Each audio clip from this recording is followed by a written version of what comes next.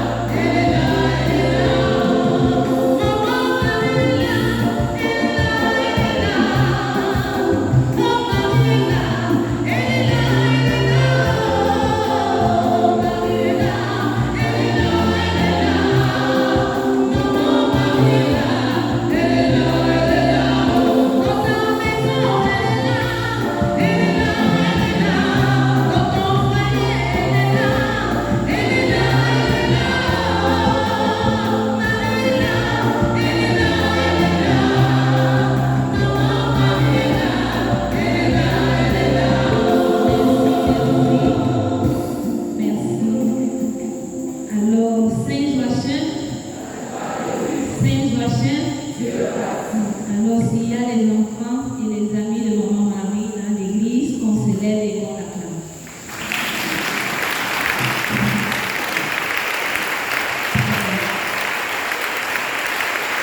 Merci beaucoup pour votre voix. Alors, notre chère maman mérite nos acclamations. Car au Sénat, personne d'autre qu'elle ne comprenait ce qui se passait. Personne ne savait encore ce que signifiait recevoir l'Esprit Saint.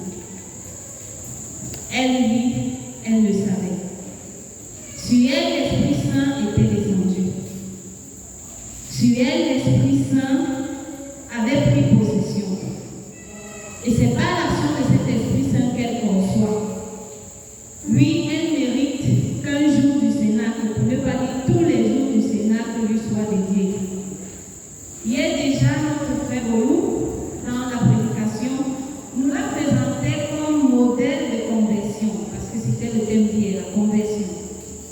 Et j'ajoute que le passage d'une race ancienne, comme il nous disait hier, à une race nouvelle, parce qu'il disait la conversion, c'est pas seulement dire Jésus, Jésus, mais c'est passer d'une race ancienne à une race nouvelle. Ce passage-là est difficile sans la présence de Marie. Le passage de l'homme ancien à l'homme nouveau, de la vieille femme à la nouvelle femme, est difficile sans Dieu même. Le passage de mon égoïsme, de mon moi au Christ devient difficile sans lui-même. Vous êtes d'accord avec moi que dans nos familles, quand les adolescents, les jeunes se perdent, qui les amène finalement sur le droit chemin? C'est la mère, c'est la maman. Alors, c'est ce qui se passe aussi dans la foi. Pour que nous puissions passer d'une ancienne vie à une nouvelle vie, il faut la présence de la Vierge Marie. Et nous souvenons un peu ce que notre sœur, notre consoeur religieuse nous a partagé avant-hier, les clés de la repentance, elle nous disait. Et l'une des clés qu'elle donnait, celle avec laquelle je suis restée, et qui a été motif de ma conversion en ce temps de Sénat, ça a été la première clé. S'humilier volontairement. Et quoi ou qui de plus grand que Marie s'est s'humilier volontairement? Elle dira, mon âme exalte le Seigneur, exulte mon esprit en Dieu mon Sauveur. Pourquoi?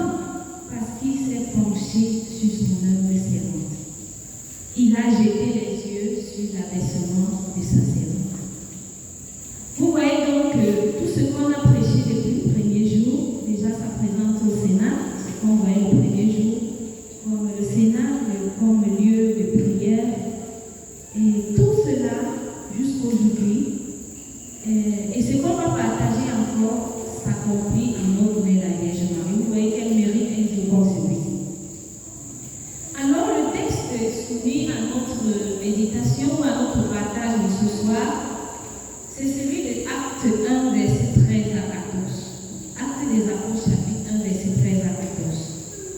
plus précisément le verset 14 qui dit « Tous d'un même cœur étaient assidus à la prière, avec des femmes, avec Marie, la mère de Jésus, et avec ses frères. » Nous sommes dans le contexte après l'ascension, les disciples montent dans la chambre haute pour attendre la promesse du Seigneur. Et le texte nous dit donc que tous, d'un même cœur, étaient assidus à la prière. Avant d'aborder Marie comme modèle, j'aimerais qu'on parle un peu de ce texte, parce qu'à partir de ce texte, on peut comprendre pourquoi elle doit être un modèle pour nous aujourd'hui. En tout cas, chacun a sûrement sa raison pour laquelle Marie est son modèle ou non. En tout cas, ici en Côte d'Ivoire, vous aimez beaucoup Maman Marie. On est tellement Maman Marie ici en Côte d'Ivoire. Alors, chacun a ses raisons pour lesquelles Marie peut être un modèle pour toi. Mais avec le texte d'aujourd'hui, on va essayer de comprendre pourquoi Marie est un modèle pour nous aujourd'hui. Ou en quoi elle se présente à nous comme modèle. Pour cela, entrons un peu dans le texte. Le texte nous dit, au verset 13, à l'heure arrivée, ils montèrent dans la chambre haute où ils se tenaient habituellement. C'était Pierre, on cite le nom des personnes, c'était Pierre, Jean, Jacques et André, Philippe et Thomas, Barthélemy et Matthieu, Jacques fils d'Alphée, Simon le Zélote et Jude fils de Jacques. Et le verset 14 ajoute, tous d'un même cœur étaient assidus à la prière avec les femmes, avec Marie la mère de Jésus et avec ses frères. Alors mes frères et sœurs, les noms sont cités clairement dans ce texte. Et je voudrais qu'en ce soir tu ajoutes ton nom. C'est-à-dire là où on a dit Pierre, Jean, Jacques, tu mets ton nom. Parce qu'en réalité, aujourd'hui, eux qui sont déjà dans le ciel, ils contactent déjà Dieu. Ceux qui en réalité aujourd'hui se réunissent encore pour revivre la Pentecôte, c'est toi et c'est moi. Donc mettons nos noms là. Et imaginons cette scène. Donc pendant que vous allez écouter le partage, imaginez une chambre haute. On a la chance aujourd'hui qu'on a plus seulement les cours communes, on a les immeubles. Imaginez, je ne sais pas, la dernière chambre d'en haut là, peut-être. Et imaginez réunis avec les noms des paroissiens que tu connais. Nicolas, Jean-Jacques, Marianne, Myriam, ceux que tu connais là, et là tu vois aussi ton nom. Et on dit tous, réunis-nous tous, ensemble. Hier notre frère nous parlait déjà de ça. Tous signifie ensemble. Personne n'était mis à l'écart. C'est pour ça qu'il était demandé, imagine la scène en voyant les membres de ton groupe de mouvement, les membres de ta CEB, les membres de ta famille, qui est là-bas et ton mari aussi, il est aussi là-bas. Les enfants sont là-bas, dans cette chambre. Tous. Personne n'était mis à l'écart. Et j'ai apprécié l'organisation de ce Cénacle, parce qu'en réalité, ils ont vécu ce tous. Et ils sont en train de nous faire vivre ce tous. Parce que ce tous résonne à quelque chose qu'on a beaucoup écouté dans l'église et qui fait partie du thème de l'année pastorale. C'est quelle parole? Quelle est la parole? Tous fait référence à quelle parole là? Synodalité, très bien. Alors vous voyez que pendant ce Cénacle, ce n'est pas une affaire de prêtre, ce n'est pas une affaire de laïcs seulement, ce n'est pas une affaire de sœurs, on est tous inclus. Déjà le premier jour d'entrée, c'était des enfants qui nous recevaient, que c'est magnifique. Alors ensemble, personne n'était mis à l'écart. Hommes, femmes, enfants, jeunes, laïcs, prêtres, religieux, tous impliqués. Le tous là en fait représente déjà l'église entière. Chacun avec ses défauts, mais tous ensemble. Et on nous dit d'un même cœur, d'un seul cœur. Le cœur pour le juif n'est pas seulement un organe. Le cœur pour le juif, c'est le moi intérieur. C'est le centre de ta personne. C'est ton être profond. C'est d'où proviennent tes pensées, tes sentiments, tes motivations, tes intentions. C'est d'où proviennent tes désirs. Alors, ils étaient donc tous réunis d'un seul cœur pour attendre ce que le Père leur avait promis. Luc 24, 49. Jésus dit, et moi, je vais envoyer sur vous ce que mon Père a promis. Quant à vous, demeurez dans la ville jusqu'à ce que vous soyez revêtus d'une puissance d'amour.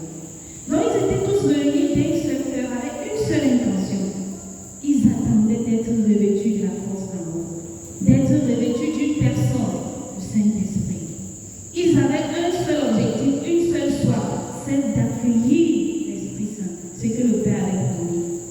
Et hier, on nous invitait à avoir une intention avant de venir au Sénat. Et je crois que chacun de nous a sûrement son intention pour laquelle il est en train de suivre ce Sénat. Mais j'aimerais que tu ajoutes à ton intention, si tu ne l'as pas encore fait, cette intention. Maman, tiens-moi par la main, que je ne sorte pas de ce Sénat si je n'ai pas reçu l'Esprit Saint. En Pentecôte, la première chose que nous devons demander, c'est l'Esprit Saint. Parce que l'Esprit Saint connaît tes besoins. Donc pendant que tu vas dire Esprit Saint, oh, donne-moi, je ne sais pas quoi, demande d'abord sa présence. Et si tu as sa présence, ce problème va être résolu. Alors demandons par l'aide de maman la grâce de l'Esprit Saint. Demandons la grâce de vivre de l'Esprit Saint. Et on nous dit qu'ils étaient assidus à la prière. Être assidu, être persévérant, constant, être fidèle.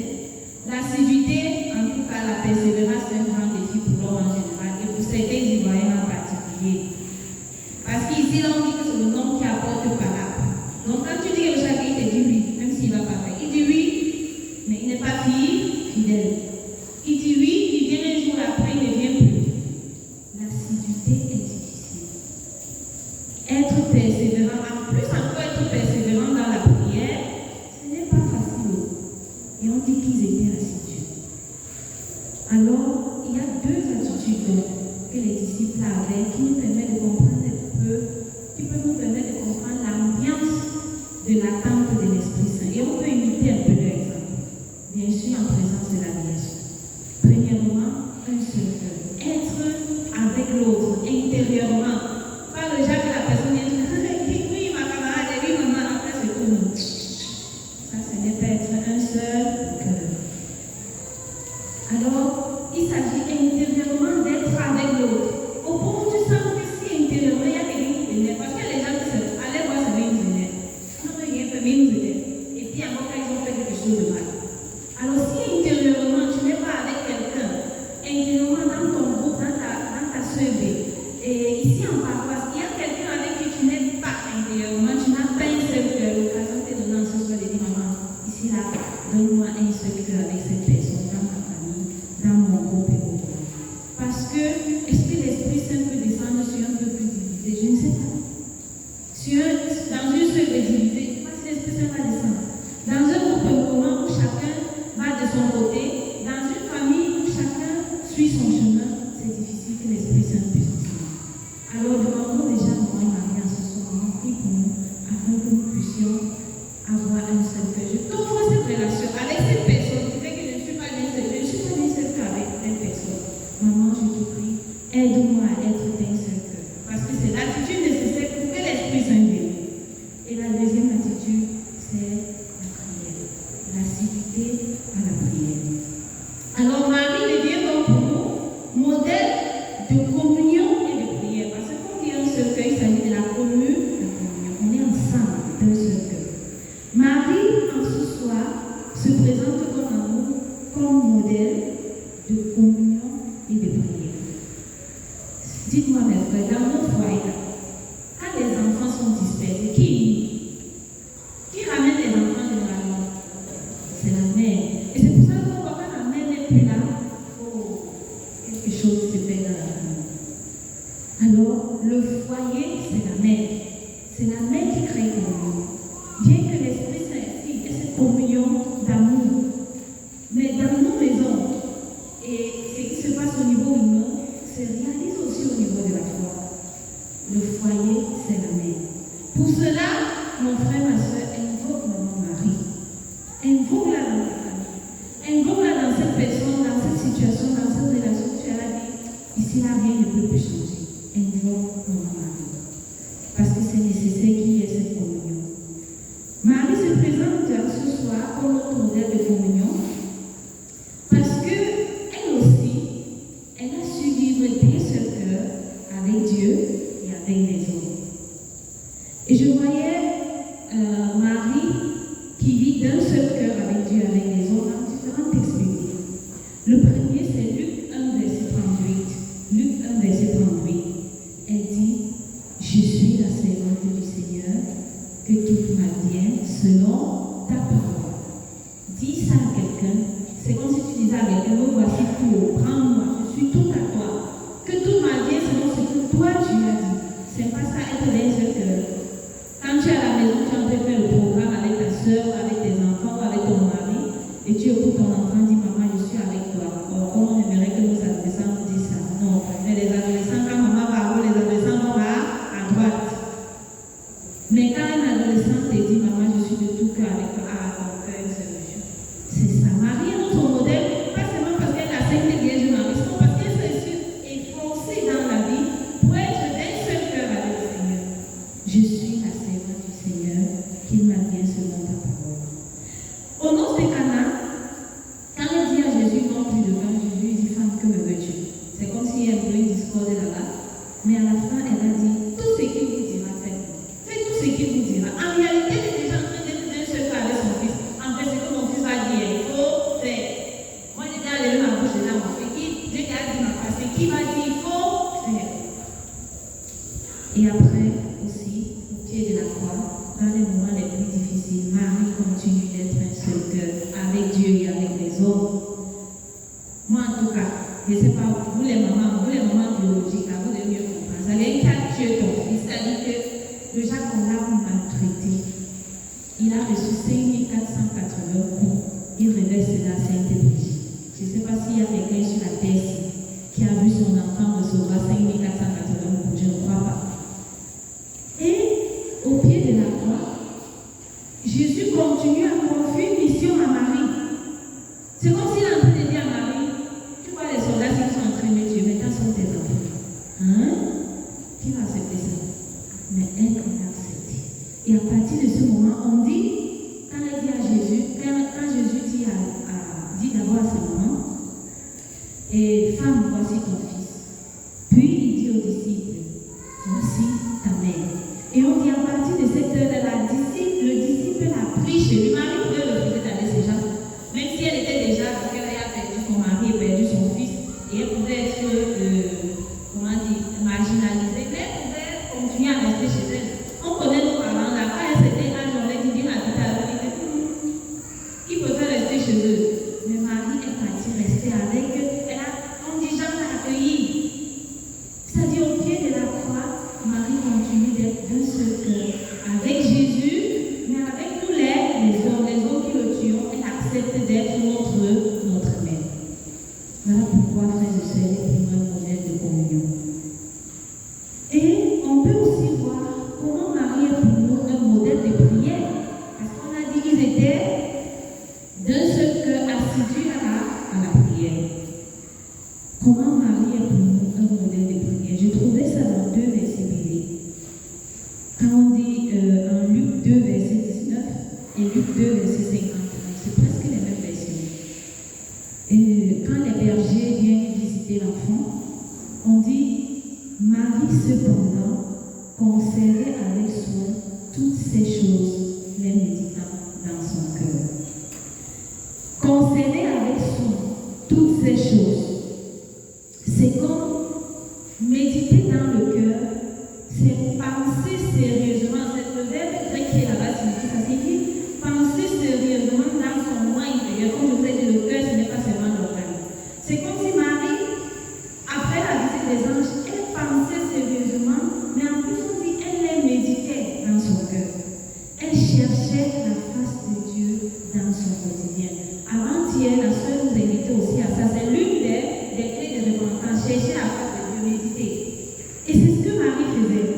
Elle cherchait la face de Dieu. Elle pensait sérieusement des choses qui se passaient.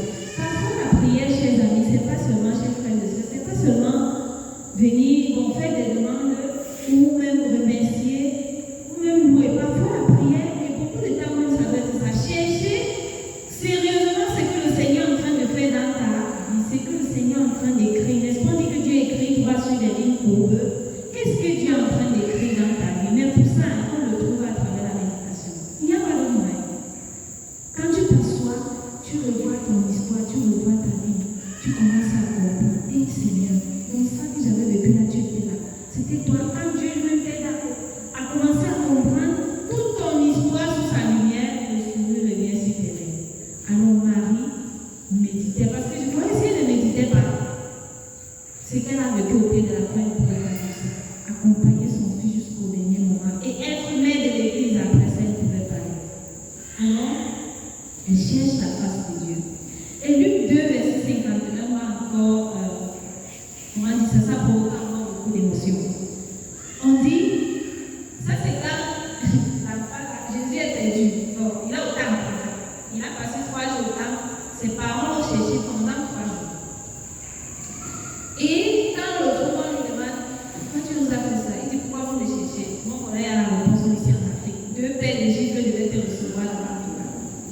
Et on dit après cela, Luc 2, verset 51, on dit, il descendit avec eux. Donc Jésus descend avec eux, avec Joseph et Marie, pour se rendre à Nazareth, et il leur était soumis. Sa mère gardait fidèlement toutes ces choses en son cœur. J'aimerais que vous restiez avec ces paroles. Quand on chante à Maman Marie, tout ce qu'on fait pour Maman Marie, j'aimerais que désormais on garde en parole ces paroles qu'elle a. On dit, ou ces paroles, ou sa vie en fait. On dit, sa mère gardait fidèlement toutes ces choses en son cœur. Et vous savez, le verbe grec qui est là-bas, c'est-à-dire l'original, sa mère chérissait tous les mots dans son esprit. Elle le gardait comme un trésor dans le cœur. C'est comme chéri, adoré dans le cœur, stocké dans ton esprit pour que ça ne t'échappe pas. Que c'est bon.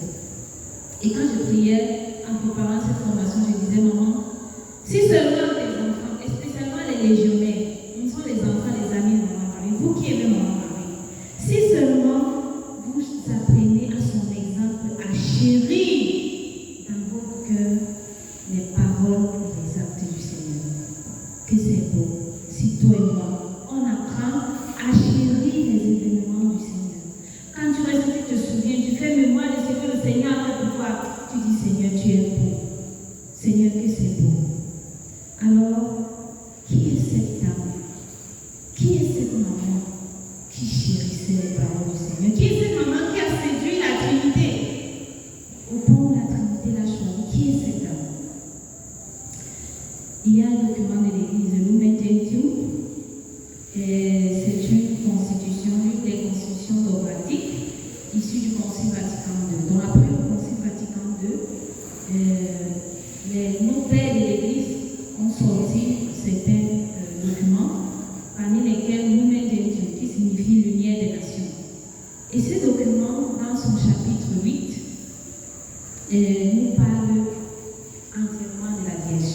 Donc si vous voulez connaître la doctrine de l'Église catholique sur Marie, allez taper à Google Lumen Gentium chapitre 8, ça va sortir et je vous invite à lire, c'est pour ça qu'on est aussi au Sénat, pour se former, mais pas seulement pour recevoir, mais pour aller assimiler ce qu'on a reçu. Donc quand vous allez rentrer là, tapez à Google Lumen Gentium, ça va sortir, ou lumière, si vous écrivez seulement lumière des nations, document du Concile Vatican II, ça va sortir.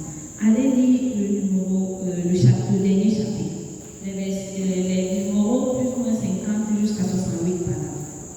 Ce numéro nous dit, ce document nous dit dans son numéro 53, la Vierge Marie, en effet, qui lors de l'annonciation faite par l'ange, reçut le Verbe de Dieu à la fois dans son cœur et dans son corps, et présenta au monde de la vie, est reconnue et honorée comme la véritable mère de Dieu et du Rédempteur. Ça veut dire que l'Église nous confirme que notre mère est reconnue comme la véritable mère de Dieu et du Rédempteur.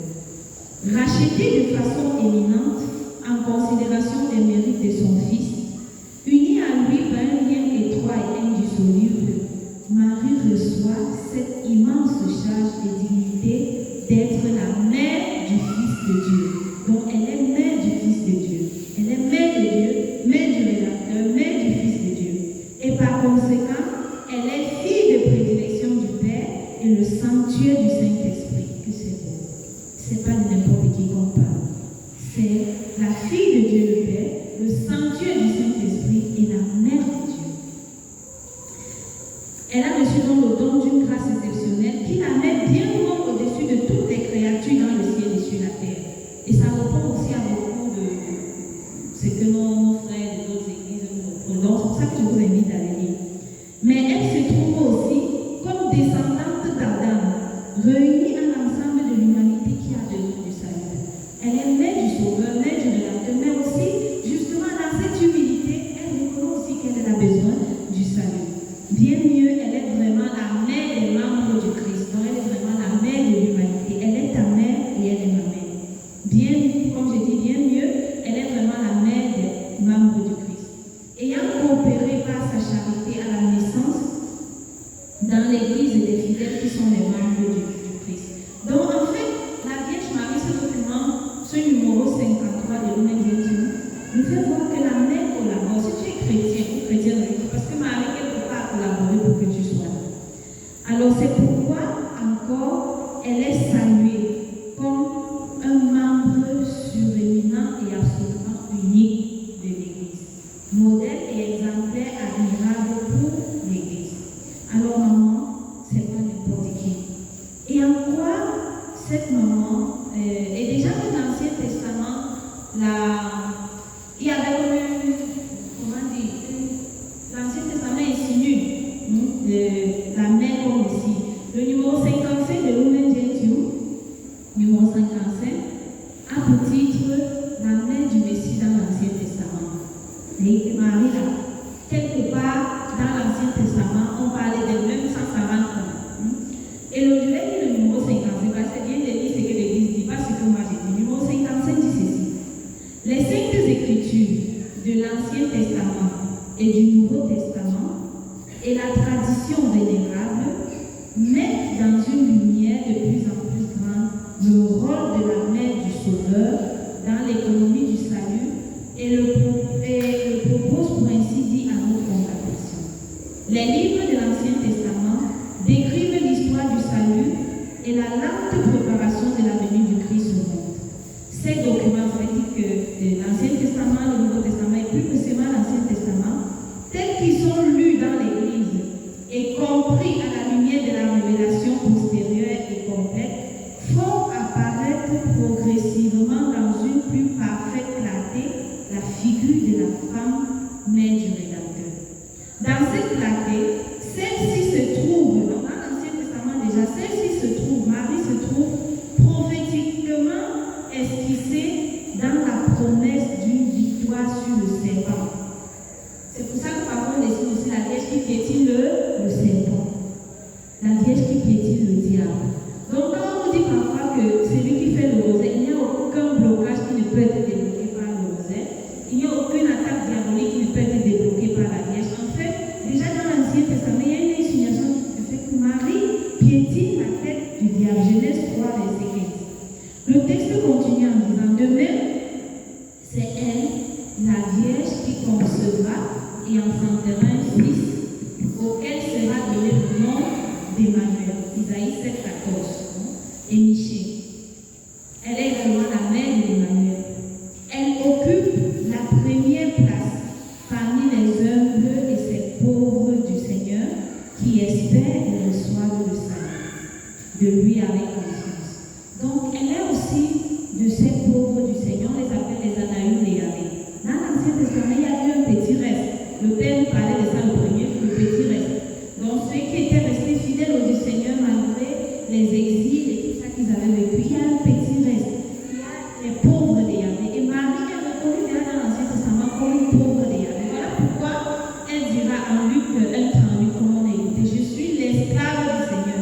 Je suis la pauvre de Yahvé. Je suis l'humble du Seigneur. En fait, elle continue ce qu'elle était déjà. Elle est la naïve de Yahvé.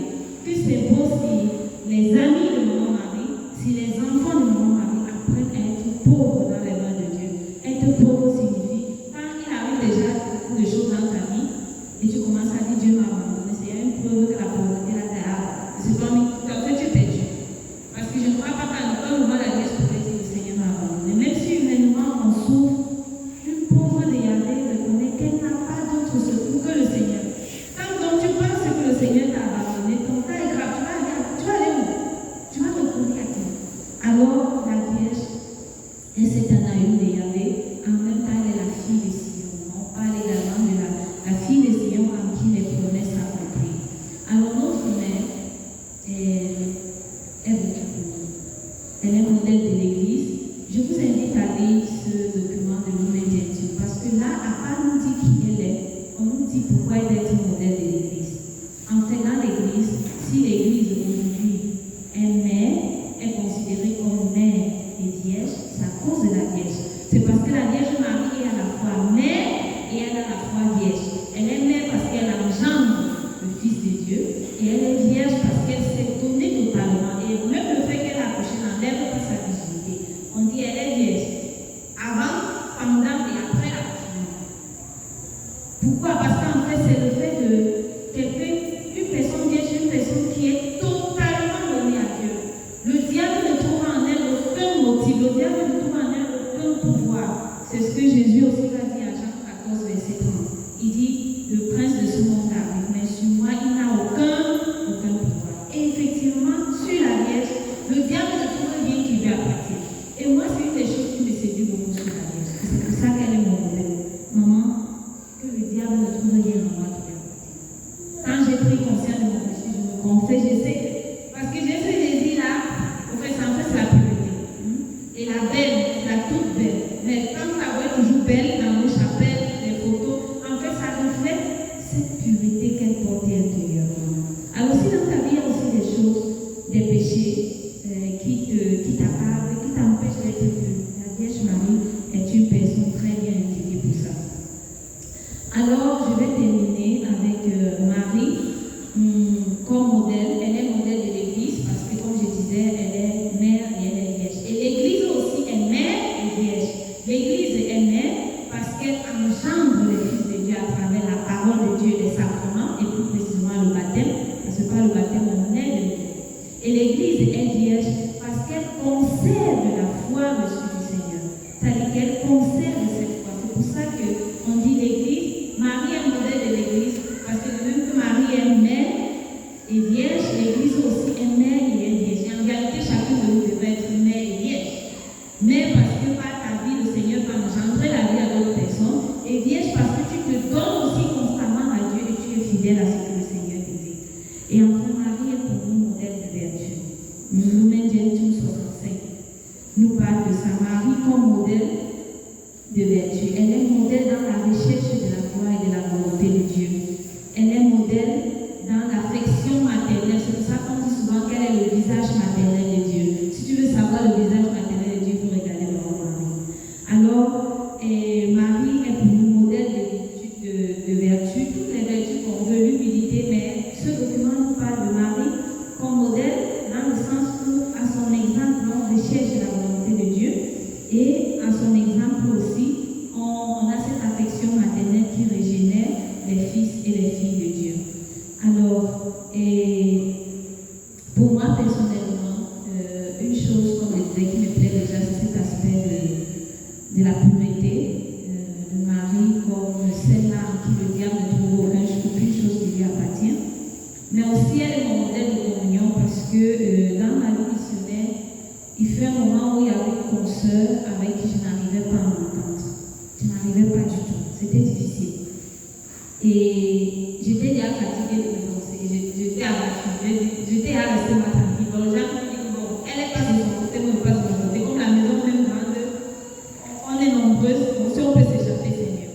Et un jour, la Vierge m'a tiré l'oreille. Tout ce que tu vis là, c'est zéro si tu ne t'entends pas avec ta soeur. Donc tout ce qui change, parce que je vais prier, c'est comme si elle me disait, tout ça que tu fais là, c'est zéro si tu ne t'entends pas avec ta soeur. Et c'est elle qui a favorisé la communion entre cette soeur. Et on dit toujours, maman Marie, moi, l'année passée, on m'a détecté une maladie. J'ai dit à maman, moi, il ne t'a jamais donné la guérison. Moi, j'écoute seulement que tu fais des miracles. Voilà, pour la maladie ici.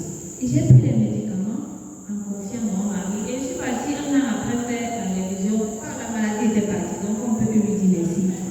Alors, il y a plein d'exemples. Alors, il y a plein d'exemples qui peuvent nous aider à comprendre et à... Pas seulement les miracles. Maman, même au-delà des miracles, ce n'est même pas ça son but. Communion, prière, unie à Dieu.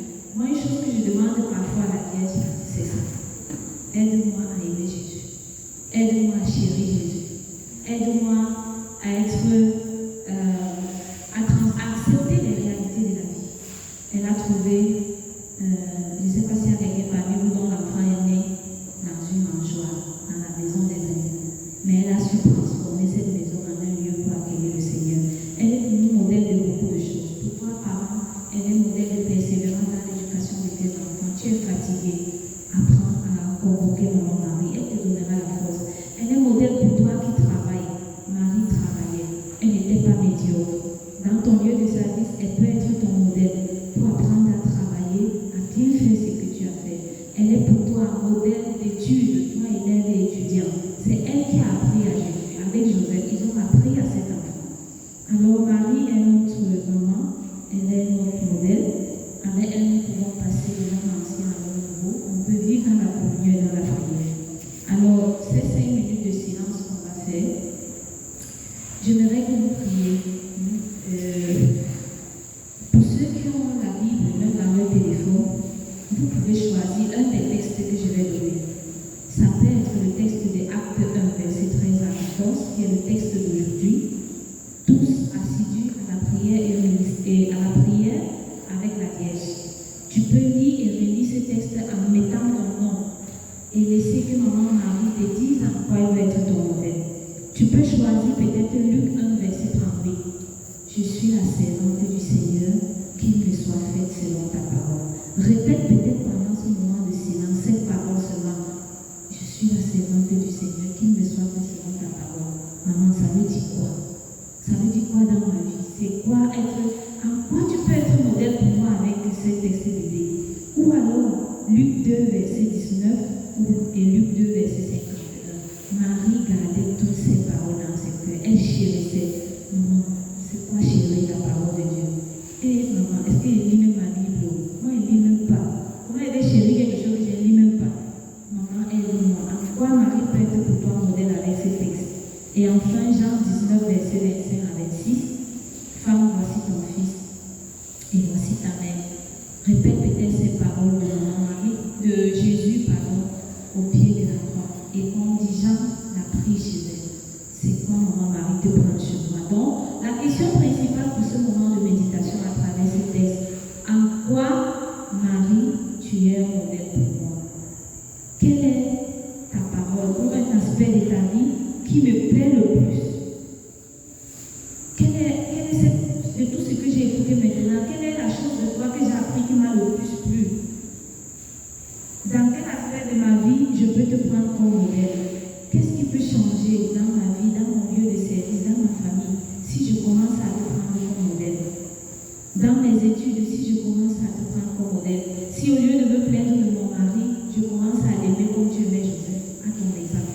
Donc on va faire 5 minutes de silence et à la fin, on priera et je vous salue.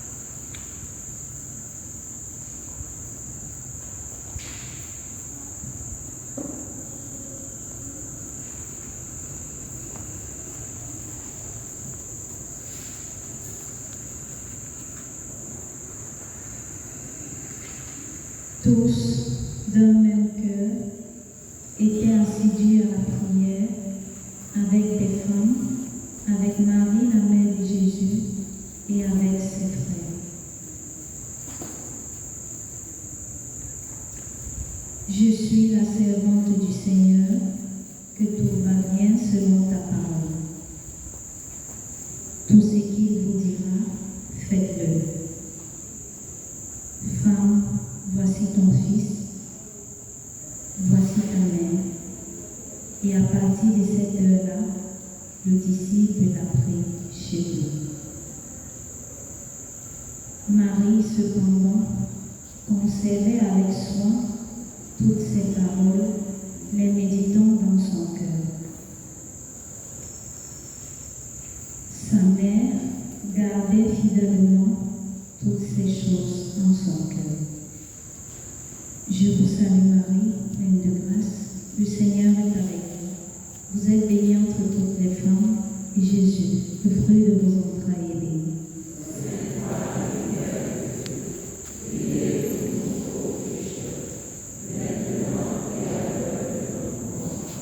Gloire au Père, et au Fils, et au Saint-Esprit,